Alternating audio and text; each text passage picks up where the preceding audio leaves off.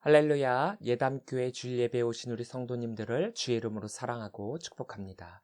마라에서 하나님의 은혜를 경험한 이스라엘이 엘림을 거쳐 이제 또 다른 광야인 신광야에 이르게 됩니다. 1절입니다. 이스라엘 자손의 온 회중이 엘림에서 떠나 엘림과 시내산 사이에 있는 신광야에 이르니 애굽에서 나온 후 둘째 달 15일이라. 애굽을 떠난 날이 첫째 달 15일이었으니까 애굽에서부터 나온 뒤 한 달이라는 시간이 흐른 시점이지요. 그리고 그 시간 동안 애굽 군대의 위험이 닥치고 하나님의 은혜를 경험하고 또 목마름의 위험이 닥치고 하나님의 은혜를 또 경험하고 이것이 출애굽을 한 이스라엘의 모습입니다. 하나님의 은혜가 언제나 그들과 함께 했습니다. 그냥 이렇게만 진행이 되었다면 좋았을 것을 그런데 중간에 한 가지가 끼어 들어가게 됩니다. 바로 불평과 원망입니다. 2절입니다.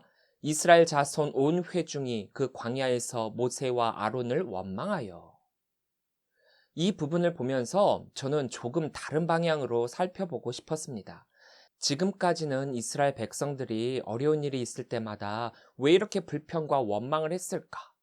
이들과 함께 동행하는 하나님께서 은혜를 베풀어 주셨는데 이들은 왜 하나님을 의지하지 못하고 계속해서 이런 불평만을 하는 것일까라고 그들의 믿음 없음에 대해서 살펴보았다라고 한다면 이번에는 시점을 그들의 눈으로 돌려보았습니다.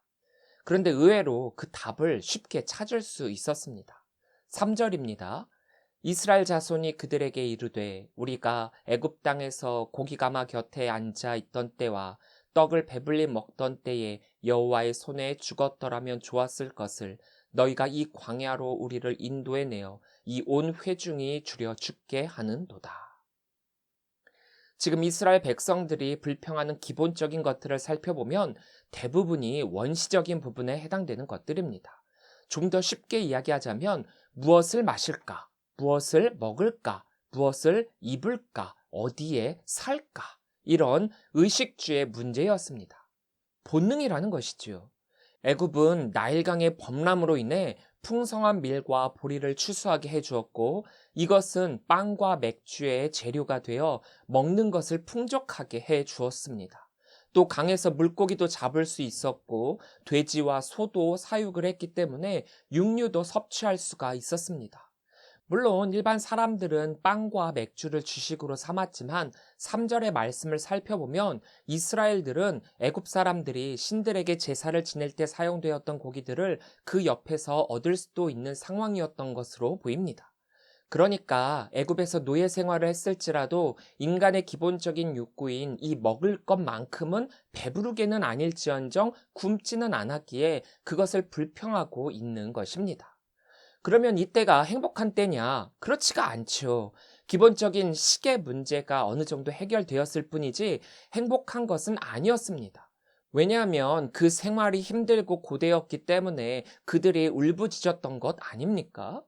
그런데 이스라엘의 시선으로 볼 때 이것은 정당하고 매우 중요한 문제임에는 틀림없습니다. 제가 아는 분들 중에 성격이 진짜 좋고 친절하고 온화하고 온순한 분이 계십니다. 그런데 이분이 굉장히 예민하고 날카롭고 또 신경질적일 때가 있는데 그때가 언제냐? 바로 배가 고플 때입니다. 밥을 먹어야 하는 때를 놓치거나 이전에 먹었던 것들이 금세 소화가 되었을 때, 일명 당이 떨어졌을 때 이분은 전혀 다른 사람이 됩니다. 이스라엘의 문제는 어느 정도 이해가 됩니다. 그들이 출애굽을 할 때 가지고 나온 물품은 한정적이었죠. 지금 한 달 동안을 애굽에서 가져온 음식으로 충당을 했었으니 그 양도 어마어마했을 것입니다. 하지만 여행이나 캠핑을 해본 분들이라면 아시겠지만 여행을 할 때 이 식료품의 문제는 그 양도 문제지만 보관도 문제이기 때문에 오랫동안 그것을 챙길 수 있는 것이 아니라 중간중간 보급을 해주며 여행을 해야만 합니다. 그런데 이들은 그것이 불가능하죠. 오랫동안 보관할 수 있는 것도 제한적이고 하물며 그런 것들조차도 이미 바닥을 냈으니까 예민해지고 민감해진 것은 두말할 것도 없습니다. 사람의 성격까지 바꾸는 이 식욕은 어떻게 보면 아주 당연한 불평일지도 모릅니다. 그러나 하나님의 시선으로 볼 때 이스라엘의 불평은 터무니없고 어처구니 없는 말이기도 합니다. 이들이 단순히 배가 고프다고 불평하거나 먹을 것을 달라고 외쳤다면 좀 더 측은지심이 컸을 텐데 지금 이들은 애굽에서의 생활이 더 좋았다라고 하니까 말입니다. 이들이 외쳤던 울부짖음은 애굽의 노예 생활이 너무 힘들어서 견딜 수 없다는 것이었습니다. 그러니까 이때 그들에게는 그 노예 생활의 해방이 먹는 것보다 더 중요했던 것입니다. 그런데 이제 그 고통이 없어지니까 물에 빠진 사람 건져놨더니 보따리 내놓으라고 해서는 안 될 말을 저지르고 있는 것입니다.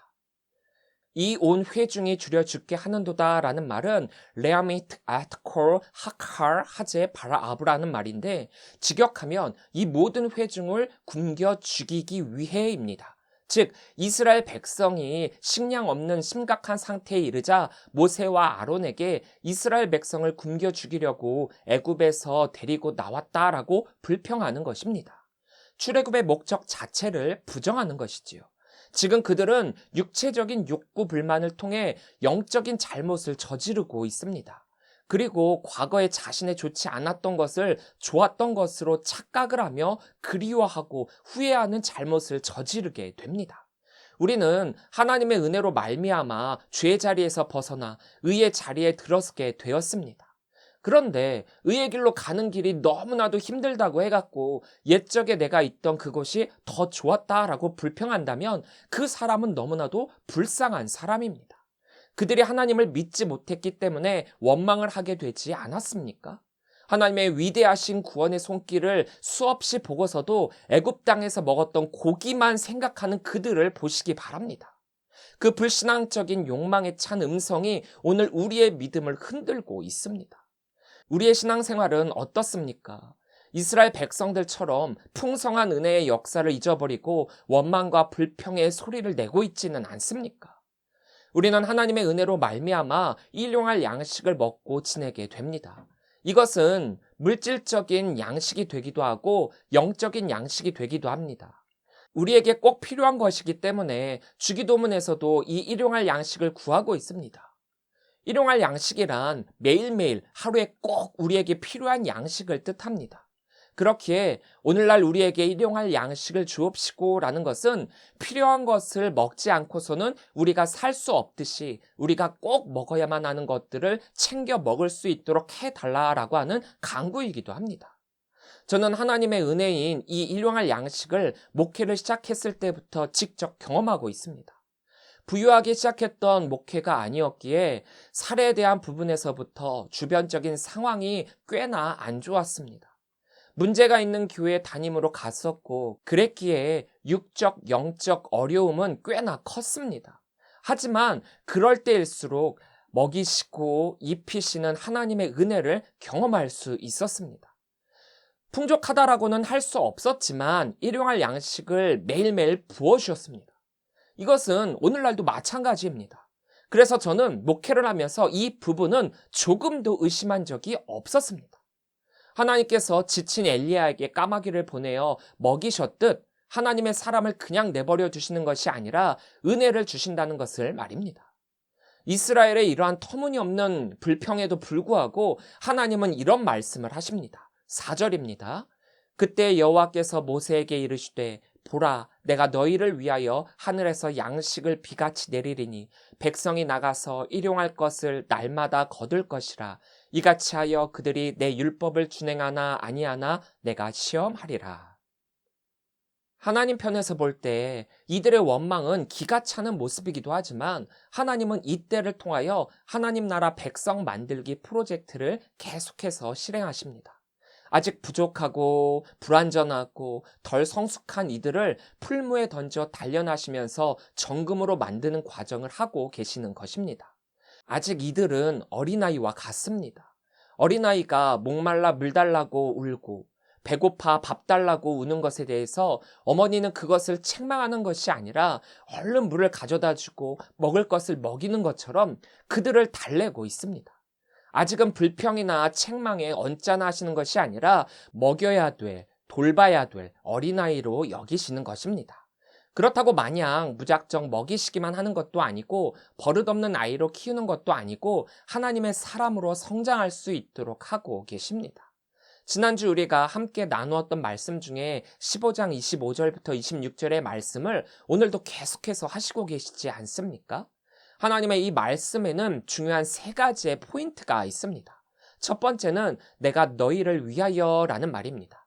주신 분이 있기에 받는 사람도 있습니다. 이것은 너무나도 당연한 말일 수 있으나 우리는 때때로 이것을 쉽게 잊어버립니다. 이스라엘 백성들이 이 일용할 양식을 먹을 수 있는 것은 다 하나님의 은혜입니다. 지금 하나님의 은혜가 아니면 그들이 어찌 먹을 수 있으며 어찌 배부를 수 있고 어찌 생명을 유지할 수 있겠습니까? 하나님께서 아무 계획 없이 이스라엘을 출애굽시키셨겠습니까? 출애굽 중 그들이 물이 없을 것, 또 먹을 것이 없을 것을 생각하지 못하셨겠습니까? 이미 하나님께서는 이들이 어떻게 나올지 알고 계셨던 것입니다. 그렇기에 준비한 메추라기와 만나입니다. 그리고 하나님께서는 이것을 일용할 양식이라고 명명하셨습니다. 하나님이 주시지 않으셨다면 결코 먹을 수 없는 것, 그리고 우리가 살기 위해서 반드시 필요한, 반드시 먹어야만 하는 것, 그것이 바로 이 일용할 양식입니다. 우리를 위하여 주신 하나님의 은혜입니다. 13절부터 14절입니다.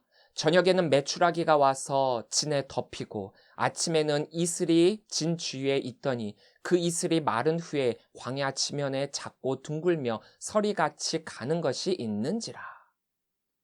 테카스 아트 하마하네, 진을 덮고라는 뜻으로 진을 덮을 정도로 많은 메추라기가 날아왔음을 뜻합니다. 이슬이 있더니에서 슈크바트는 바닥에 깔려있는 상태를 뜻합니다. 즉 이슬이 진 주위에 깔려 있었다라는 것입니다. 이 말씀을 읽으면서 좀 이상하다라는 생각이 안 되십니까? 지금 이스라엘이 있는 곳은 미드바르 신입니다. 신광야입니다. 미드바르는 메마른 미개지, 씨 뿌리지 못하는 땅, 사람이 살 수 없는 땅이라고 했습니다. 그런 곳에 메추라기가 바닥에 깔릴 정도로 많이 있고 이슬이 진 주위에 깔렸다? 있을 수 없는 현상이죠. 하나님의 은혜가 아니라면 있을 수 없는 현상입니다. 그런데 이스라엘 백성들은 그것을 하나님의 은혜로 여기지 않는다는 것이 문제입니다. 하나님으로 말미암아 그들이 매일의 삶을 살 수 있음에도 불구하고 거기에 감사가 빠져 있다는 것이 문제입니다. 하나님께서는 우리에게 반드시 필요한 것들을 주셨습니다. 그런데 왜 그 필요한 것들을 필요한 것으로 여기지 않고 당연한 것으로 여기는 것일까요? 하나님이 주신 이 양식을 이스라엘 백성들은 너무나도 당연하다는 듯이 먹고 있습니다. 그리고 하나님이 무엇 때문에 이것을 자기들에게 주셨는지도 모르고 있습니다. 하나님의 은혜를 받았지만 그 은혜를 은혜로 여기지 않는다면 그것은 우리들을 건강하게 만드는 것이 아니라 도리어 병들게 만드는 것입니다. 하나님이 일용할 양식을 주시면서 시험하리라 말씀하신 까닭이 여기에 있습니다. 하나님의 은혜로 말미암아 우리에게 기회가 주어졌다면 그 기회를 잡고 나의 것으로 만드는 것은 나의 책임이라는 것입니다. 이스라엘을 위하여 주신 일용할 양식입니다. 이들을 살리기 위한 양식이지요. 그런데 이들이 이것을 살리는 데 사용하게 될지 죽이는 데 사용하게 될지 그것은 이제 그들의 책임입니다. 요즘 많은 사람들이 다이어트를 합니다. 너무 뚱뚱하다라고 여겨서 살을 빼야겠다라고 여기지요. 그런데 정확한 의미의 다이어트는 살을 빼는 데에만 있지 않습니다. 조절하고 나에게 꼭 필요한 것을 반드시 섭취하고 불필요한 것을 줄여나가 영양의 균등을 이루는 것, 그래서 건강을 이루어가는 것을 다이어트라고 합니다. 빼야 할 것은 빼야 하죠. 그러나 필요한 것은 반드시 보충을 해야 합니다. 그게 진정한 다이어트입니다. 내가 먹어야 할 것과 먹지 말아야 할 것을 분명하게 구분하는 것, 그리고 어떤 것을 더 많이 먹어야 하는지, 어떤 것을 적게 먹어야 할지 구분하는 것, 그것이 다이어트의 시작입니다. 다이어트는 제대로 알고 먹는 것과 동시에 제대로 운동을 해야 효과를 볼 수 있는 것입니다. 말씀을 많이 읽는 것, 반드시 필요합니다. 말씀은 하나님이 우리를 위해 주신 만나와 같은 것입니다. 우리의 생명을 위해서는 반드시 먹어야 합니다. 그런데 그것을 너무 당연한 듯이 먹고 당연한 듯이 끄덕이고 있고 당연한 듯이 아무 생각이 없고 먹기는 잘 먹는데 너무 먹기만 한다는 것이죠. 말씀을 많이 듣기는 하는데 그 말씀을 듣는 것에만 만족하는 사람들이 있습니다. 그리고 그 뒤에 감사는 없고 행함도 없습니다.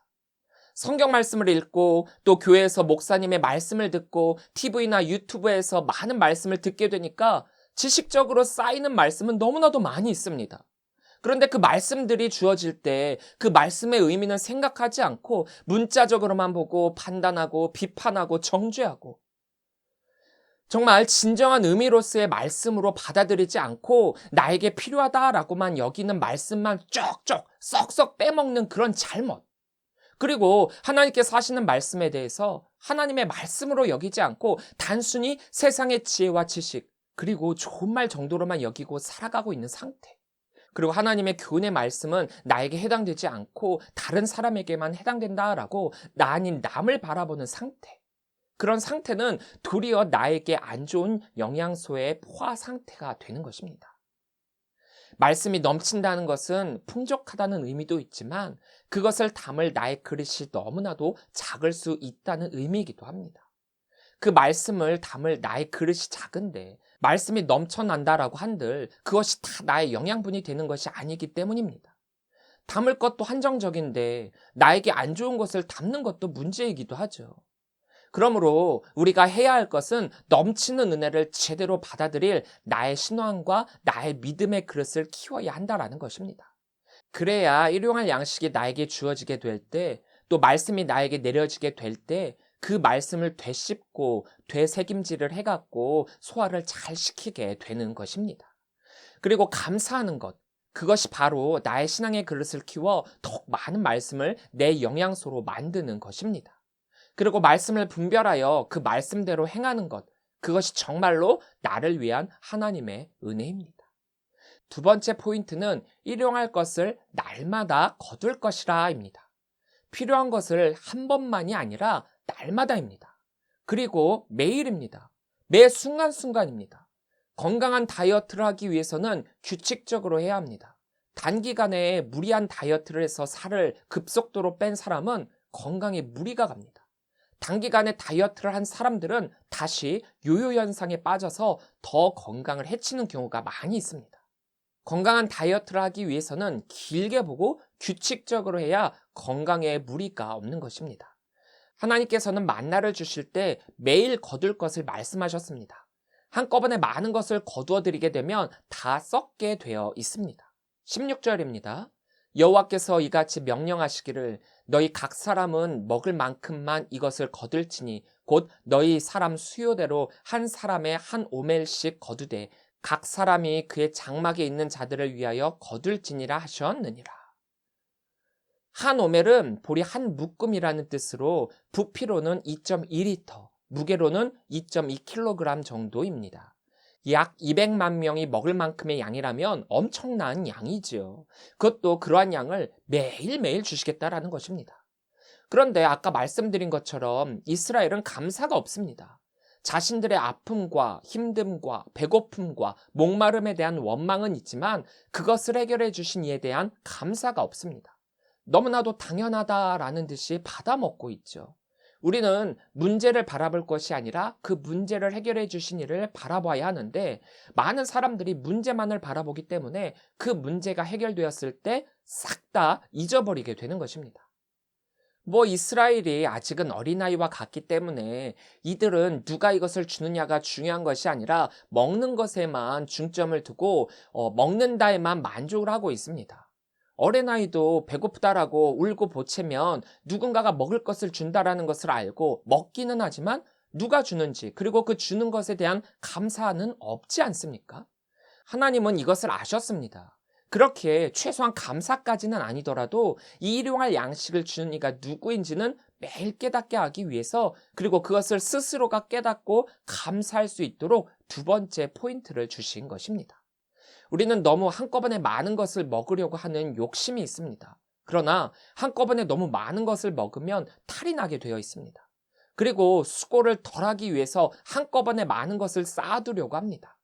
하나님이 이스라엘 백성들에게 매일매일 아침에 나와서 거둘 것을 말씀하신 것은 한 번만 깊게 하나님을 만나고 교제할 것을 원하시는 것이 아니라 매일매일 매 순간순간 하나님과 교제함이 우리의 생명을 유지하는 길임을 가르쳐 주시기 위함이었습니다.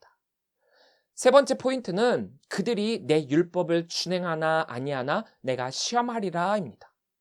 순종과 행함을 말씀하고 계시죠.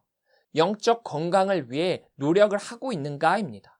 우리가 하나님이 주신 은혜를 은혜로 여기며 신앙의 성숙으로 만들기 위해서는 하나님이 하신 모든 말씀을 그대로 순종하며 따라야 합니다. 19절부터 20절입니다. 모세가 그들에게 이르기를 아무든지 아침까지 그것을 남겨두지 말하였으나 그들이 모세에게 순종하지 아니하고 더러는 아침까지 두었더니 벌레가 생기고 냄새가 난지라. 모세가 그들에게 노하니라.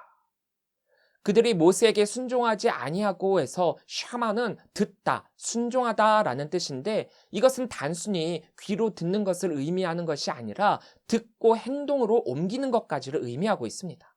사실 한꺼번에 많은 것을 쌓아두고 먹으면 편할 것입니다. 더 좋을 것이죠. 어떤 때는 더 먹고 싶은 때도 있을 것 아니겠습니까? 그럴 때에는 쌓아둔 곳에서 꺼내 먹기만 하면 되니까요. 그런데 여기에는 하나님의 놀라운 섭리가 담겨져 있습니다. 우리는 편함에 너무 익숙해져 있습니다. 사람이 서 있으면 앉고 싶고, 앉으면 눕고 싶고, 누우면 자고 싶다라고 했습니다. 편한 게 좋다라고 하지만 편하게 되면 반드시 잊게 되어 있습니다. 내가 서 있을 때 어땠었는지를 말입니다. 이스라엘은 설마하는 마음으로 그 명령에 불순종하게 됩니다. 그리고 결국 불순종의 결과도 경험하게 되죠. 사소하다면 사소할 수 있는 이 불순종을 통해서 앞으로의 일들에서 이스라엘이 어떻게 결단해야 하는지 하나님이 미리 그 결과를 보여주시고 계십니다. 하나님께서는 이스라엘의 불평과 원망을 노여워하시는 것이 아니라 이것을 통하여 하나님의 사람으로 거듭나기를 바라면서 그들을 돌보시고 계십니다. 그들을 책망하기보다 그들의 시선으로 배고픔이 얼마나 고통이고 큰 어려움이고 힘듦인지를 이해하시면서 그들에게 하나님의 은혜를 베풀고 계십니다. 어린아이에게 배고픔은 온 천지가 무너지는 듯한 고통이죠. 아픔입니다. 그렇기에 이러한 은혜를 베풀고 계십니다. 다만 아쉬운 것은 하나님의 은혜를 받고 있는 이스라엘의 모습입니다. 출애굽 이전에 하나님을 알지 못해서 하나님을 온전히 섬기지 못했던 이스라엘이었지만 출애굽을 통해서 하나님은 스스로가 어떤 분이신지 밝히셨고 이적도 행하셨고 이스라엘에게 은혜도 베푸셨다면 이스라엘이 이제 아무리 하나님을 제대로 알지 못했다라고 하더라도 그분께 감사를 드리며 그러한 삶을 살았어야만 함에도 불구하고 감사는 그때뿐 아주 잠시만 그리고 불평은 항상이라는 것을 볼 때 시간이 지나도 여전히 어린아이로 남아있는 그들입니다. 그런데도 하나님은 그들에게 손을 내미십니다. 지금 이 시간은 하나님을 알아가는 시간이니까요. 하나님은 불평과 원망을 은혜로 바꾸시는 분이십니다. 사랑하는 성도 여러분, 출애굽 시작부터 이스라엘은 광야의 삶을 살아야 할 자들입니다. 물도 없고 먹을 것도 없고 자신들의 힘으로는 할 수 있는 것이 거의 전무한 곳이 바로 이 광야입니다. 그곳에서 그들이 취할 수 있는 것도 아무것도 없습니다. 그러한 곳에서 그들이 해야 할 것이 무엇이겠습니까? 광야 훈련은 하나님을 만나고 하나님의 은혜를 체험하고 하나님의 사람으로 거듭나는 훈련입니다. 하나님의 테스트를 받고 받은 은혜를 감사로 고백하는 곳입니다. 앞으로 우리는 계속해서 광야의 길을 걸어야 할 것입니다. 아무것도 보이지 않고 아무것도 가질 수 없는 그곳으로 말입니다. 그러나 그곳에서 불평하거나 원망하거나 걱정하지 마시기 바랍니다. 큰 어려움에도 큰 아픔이 있어도 걱정할 필요가 없는 것은 우리와 동행하시는 하나님께서 우리를 그냥 내버려 두시는 것이 아니라 하나님의 사람은 하나님의 까마귀를 통해서 먹이시고 입히시고 책임져 주신다는 점입니다. 받을 수 없는 일용할 양식을 주신 그 하나님께 감사하며 믿음으로 그 광야를 걸어가시는 성도들이 되시기를 바랍니다. 하나님이 주신 그 하늘의 양식을 받아 먹음으로 그분을 찬양하고 경배하는 성도들이 되시기를 주의 이름으로 간절히 축원합니다.